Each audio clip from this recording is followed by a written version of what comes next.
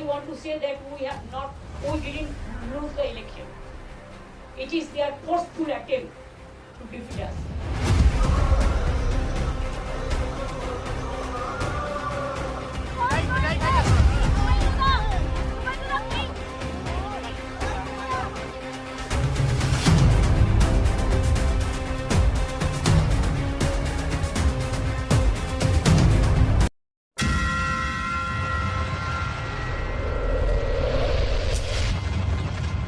वो दीदी जो कभी संघर्ष का पर्याय थी, हक के लिए लड़ती थी, सड़कों पर सोती थी, किसानों के लिए भूख हड़ताल करती थी, आज सत्ता छोड़ने को तैयार नहीं है।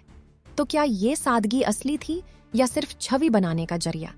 ये थी जनता के नकारने के बावजूद सत्ता के साथ बने रहने की जिद, मुख्यमंत्री पद नहीं छोड़ने की जिद। क्या ये जिद लोकतंत्र के सामने टिक पाई? नमस्कार, द रियल स्टोरी में आपका स्वागत है। आज हम बात कर रहे हैं पश्चिम बंगाल की मुख्यमंत्री रह चुकी ममता बनर्जी की। तो वो दिन आ ही गया जिसको लेकर कई दिनों से हर तरह के कयास लगाए जा रहे थे। हाँ, ममता दीदी ने जरूर इसकी कल्पना नहीं की थी। 15 साल की सत्ता, माँ माटी मानुष का नारा, एकला चलो का सफर। लेकिन 2026 के चुनाव ने बंगाल का भूगोल ही बदल दिया। इस ऐतिहासिक चुनाव में ममता की न सिर्फ कुर्सी गई, बल्कि भवानीपुर की उनकी सीट भी शुभेंदु अधिकारी ने छीन ली। पार्टी हारी, खुद हारी, फिर भी ममता ने मुख्यमंत्री पद से इस्तीफा देने से साफ इनकार कर दिया।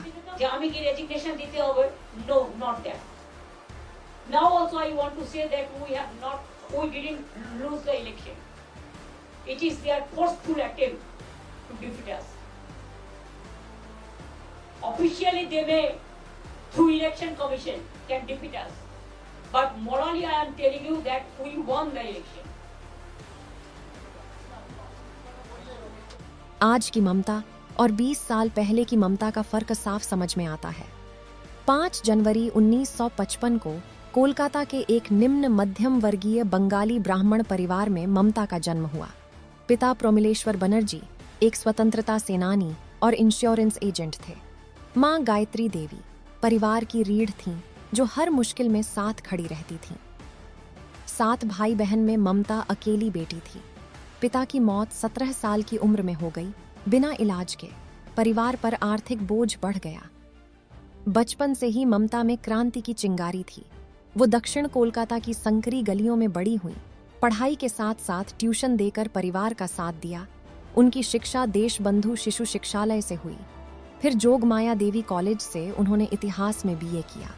दिलचस्प बात यह है कि ममता ने कलकत्ता यूनिवर्सिटी से इस्लामिक हिस्ट्री में एमए की पढ़ाई की, जिससे इस्लाम धर्म के प्रति उनकी गहरी रुचि रही। बाद में उन्होंने श्री शिक्षायतन कॉलेज से बीएड और जोगेश चंद्र चौधरी लॉ कॉलेज से एलएलबी भी किया। ममता महज 14 से 15 साल की उम्र में छात्र राजनीति में कूद पड़ी। इस दौरान वे इमरजेंसी के खिलाफ इंदिरा गांधी के साथ जेल गईं। कहते हैं उन दिनों वे प्रोटेस्ट में सड़कों पर सोती थीं।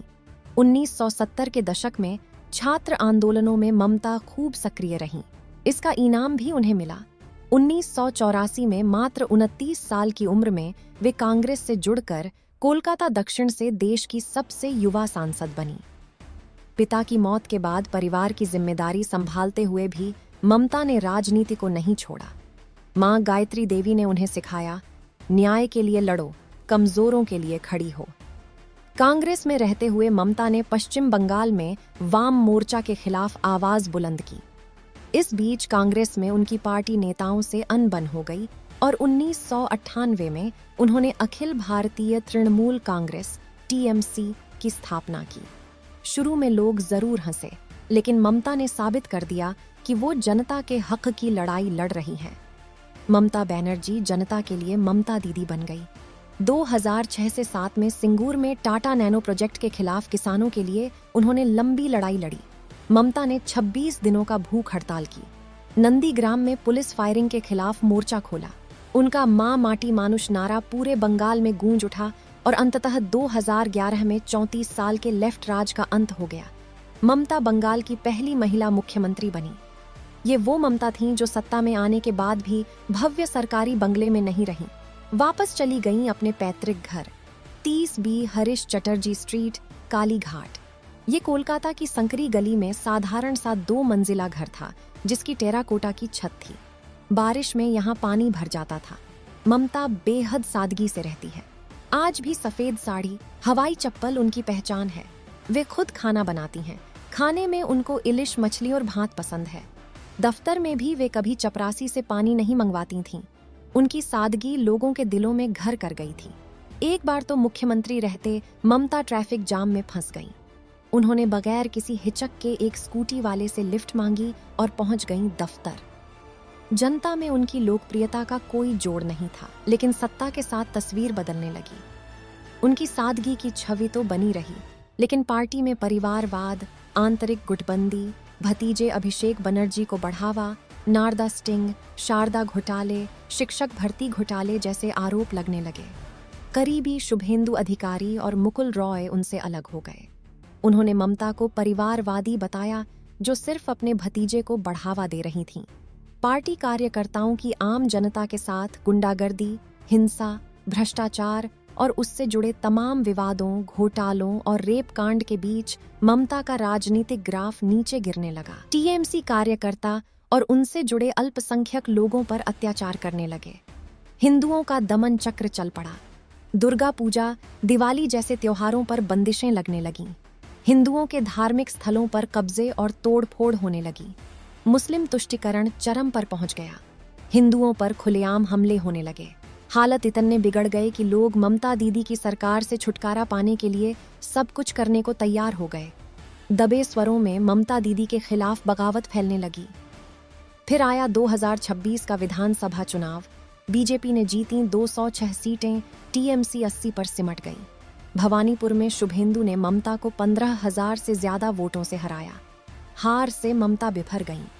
उन्होंने मुख्यमंत्री पद से इस्तीफा देने से इनकार कर दिया। बीजेपी पर ईवीएम हेराफेरी का आरोप लगाया।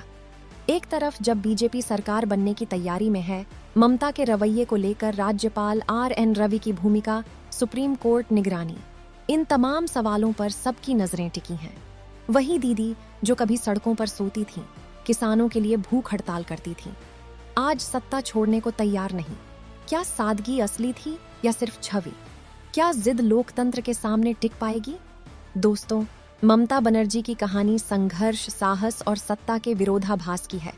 आप क्या सोचते हैं? दीदी को इस्तीफा दे देना चाहिए था या उनके आरोपों में दम है? कमेंट जरूर करें। दी रियल स्टोरी को लाइक, शेयर, सब्सक्राइब करें। जय हिंद।